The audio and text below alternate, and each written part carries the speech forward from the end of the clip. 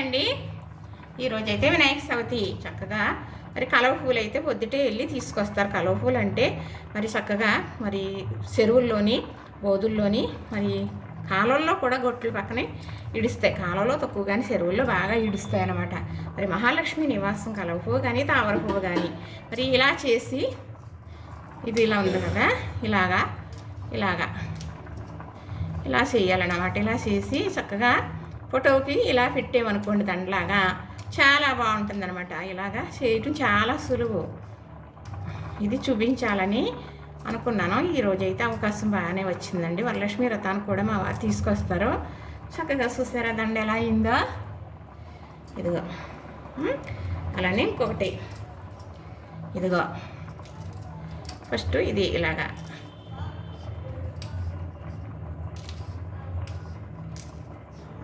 ఏమి పెద్ద ఇది కాదండి. దీనికి ఇలా ఉంటుంది కాబట్టి ఒక పొర అది తెగిపోదు అనమాట. ఇలా వస్తుంది, అదే దానికి సపోర్ట్గా ఉండిపోద్ది.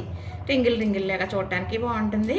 తర్వాత మనం ఫోటో పెట్టడానికి దానిలాగా చాలా బాగా ఇది అవుతుంది అనమాట. చూసారా, ఏదైనా తెలిసిన వారు చేసింది గబుక్కుని చేసేస్తారు, తెలియని వారు అబ్బా ఎలా చేశారా అనుకుంటారు. చూసారు కదా, ఇలాగా మనం ఫోటోకి పెట్టడమే. అలా అన్నప్పుడు పాలు వెళ్ళి మా వారు పెడతారన్నమాట. అలా నేను ఇలాగా చేయడం అన్నయ్య వాళ్ళు తెచ్చిచ్చేవారు అనమాట. మామూలుగా పూజలప్పుడే కాకుండా అక్కడ కాలువలో చెరువులు బోధులు ఎక్కువ పుట్టింటి దగ్గర మరి పల్లెటూరు మూల ఈ ఏం కలవ పూలండి ఎంత ఉన్నాయి, చిన్నగా ఉన్నాయి. ఇంతంత కలవ పూలు ఉండే అప్పుడు.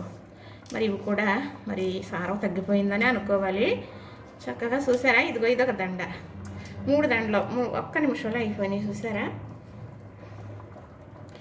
ఇకనండి ఇప్పుడు మా వారికి ఇస్తే ఇవి పాలవెల్లికి కడతారన్నమాట. చూసారు కదా, చేసిన దాంట్లో అంటే నేను ఇలాగే చూపించగలండి. మరి నేను సెల్లో ఒక షేడ్ మీద పెట్టి అలా చూపిస్తానన్నమాట. చక్కగా చూసారు కదా, దండలు అయితే బాగున్నాయా. లక్ష్మీదేవికి పెట్టుకుందాం, మరి వినాయకుడికి కూడా పెట్టుకుందాం.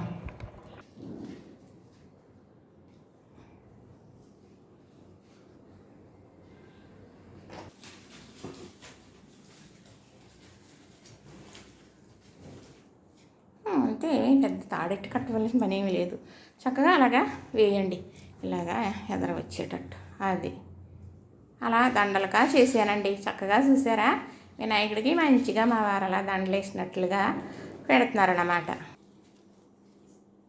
అంతే, చక్కగా